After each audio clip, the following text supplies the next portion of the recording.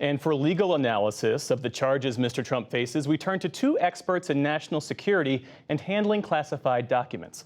Oona Hathaway is professor at Yale Law School and former special counsel at the Pentagon, and Jamil Jaffer is a law professor at George Mason University. He previously served in the National Security Division at the Justice Department and is associate counsel to President George W. Bush. Thank you both for being here.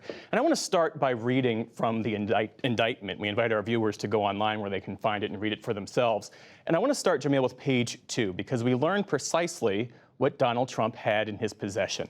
The classified documents Trump stored in the boxes included information regarding defense and weapons capabilities of both the U.S. and foreign countries, U.S. nuclear programs, potential vulnerabilities of the U.S. and its allies to military attack, and plans for possible retaliation in response to a foreign attack. Given the breadth and scope of the allegations spelled out in this indictment, which strikes you? You know, 102 documents that were found at the Trump Mar-a-Lago residence after he had turned over the documents to the FBI, saying that he had returned all the documents to the government.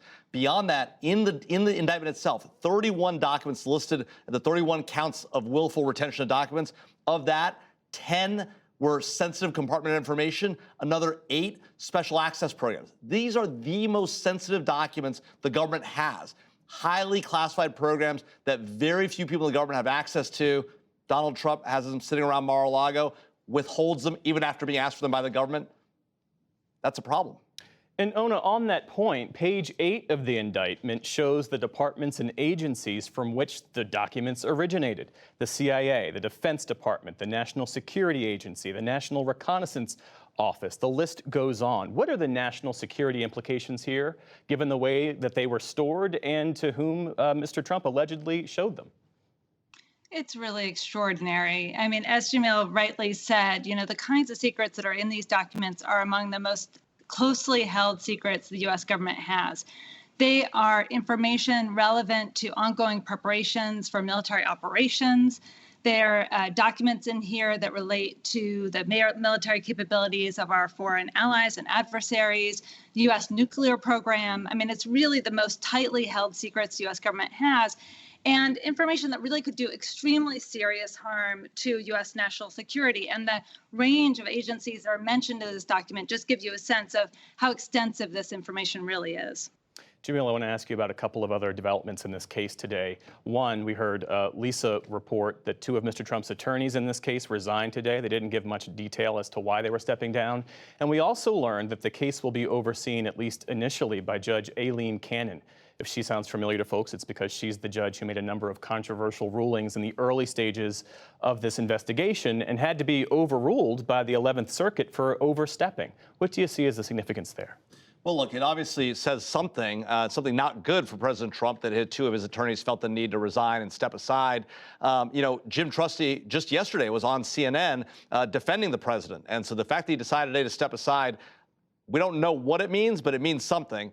Now, with Judge Cannon, look, I think we can expect the judge to be fair, even-handed.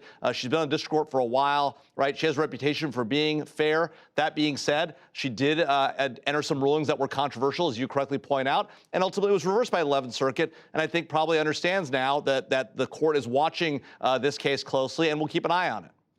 Oona, Mr. Trump has been saying for months that he was within his rights to take these documents. He even suggested in a conversation last year that he effectively declassified them with his mind. Take a look. If you're the president of the United States, you can declassify just by saying it's declassified, even by thinking about it, because you're sending it to Mar-a-Lago or to wherever you're sending it. And there doesn't have to be a process. There can be a process, but there doesn't have to be. You're the president. You make that decision.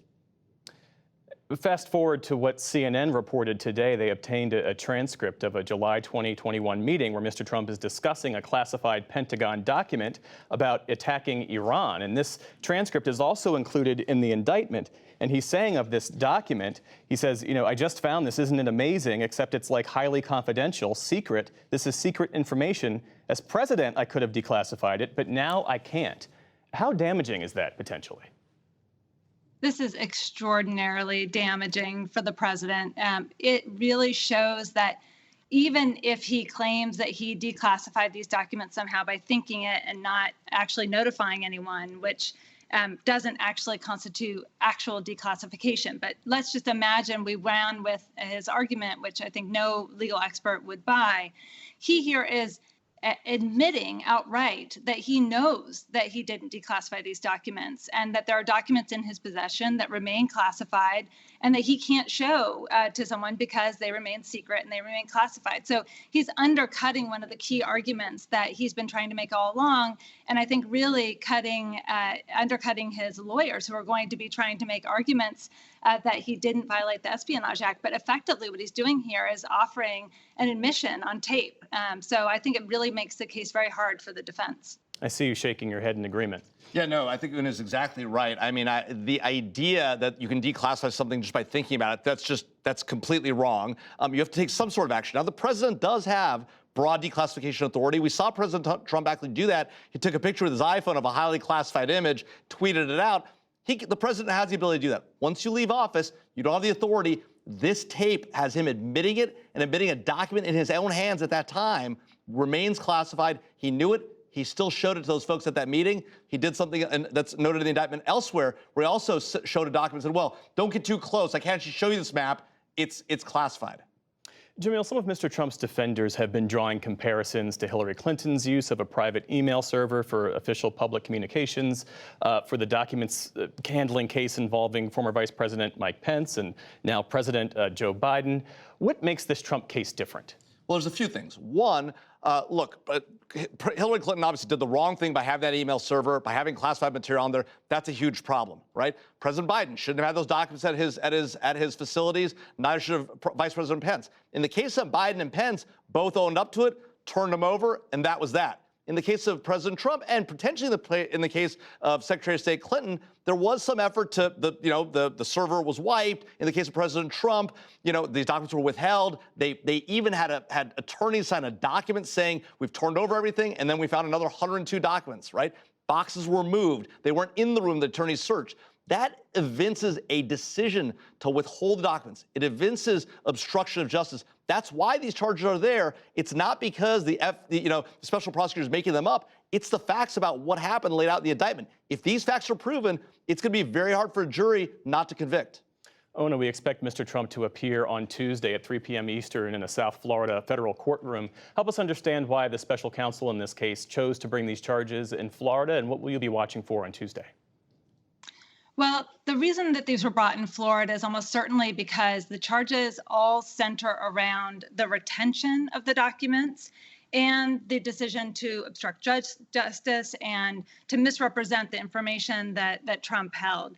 And all of these are things that happen in Florida. So what's interesting is that the charges do not include the removal of these documents from the White House. They don't have anything to do with the transport of the documents to Florida. They really focus on the holding of those documents in Florida, and then what the president did after the federal government continually asked for those documents. So the National Archives asked for the documents. There was a subpoena for these documents. There was repeated requests for these documents. And the president in Florida continually refused to hand those over. So all of the actions covered in this indictment are actions that took place in Florida, and that's why this case is being brought in Florida, even though it's important to note that they certainly knew that this was going to lead to a less favorable jury, almost certainly. It's a more heavily Republican area than they would have had if they brought these charges in Washington, D.C. But it's really what they had to do because the conduct that's being covered in these charges is conduct that took place in Florida, so it has to be charged in Florida. And what's your assessment of the choice of venue here in this case? Yeah, I think it's exactly about venue. What they don't want to run into is the president challenging venue, delaying, spending time litigating where should the case be heard and the like. By having it in Florida, I think Una is exactly right. They may trade something off, but at the end of the day, they get the case to move forward as quickly as possible. And you saw Jack Smith say it. I want this case to move forward expeditiously. The defendant in this case, the former president, has a right to a speedy trial, so we'll move this thing forward. Now, I have no doubt that President Trump's legal team will try to delay this thing, try to get put off beyond the election. And frankly, that may not be crazy if you think about it. You have a sitting president whose Justice Department is prosecuting the leading candidate on the other side. This is a politically fraught investigation and prosecution. It's a real challenge. Jamil Jaffer and Ona Hathaway, we thank you both.